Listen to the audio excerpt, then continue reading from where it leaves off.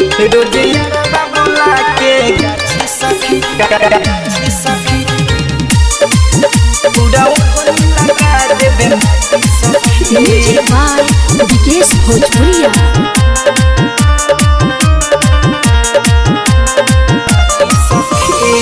हरदम मुंडो को गरम रहेला जब मिलेला कहे हौ करेला मिलेला कहे हे सखी हरदम मुंडो को गरम रहेला जब मिलेला कहे हौ करेला अब मिले रोज लेके अपाची सखी।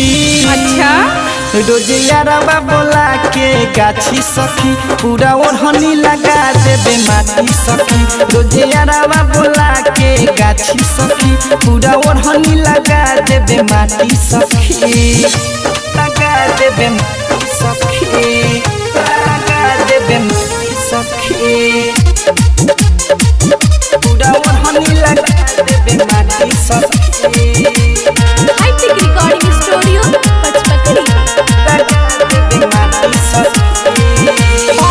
हम रही नीचे ऊपर चढ़ जाला गर्दा माटी में खूबे लेढ़ाला माटी में ए सखी हम रही नीचे ऊपर चढ़ जाला गर्दा माटी में खूबे लेढ़ाला पूरा देहिया में झुके लागे माछी सखी। अच्छा रोज यारवा बोला के गाछी सखी पूरा ओढ़नी लगा देबे माटी सखी। रोज यारवा बोला के गाछी सखी पूरा ओढ़नी लगा देबे माटी सखी सखी माटी सखी म्यूजिक बाय विकेश पूरा भोजपुरिया। ओढ़नी लगा देबे माटी सखी माटी सखी।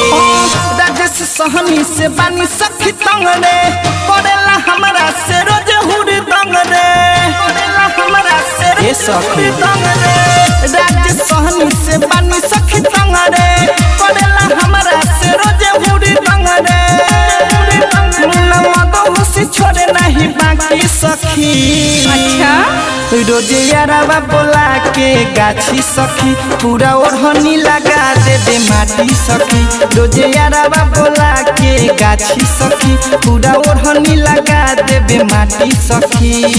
हरदम मुंडो को गरम रहेला जब मिलेला कहे हौ करेला अब मिले रोज लेके अपाची सखी।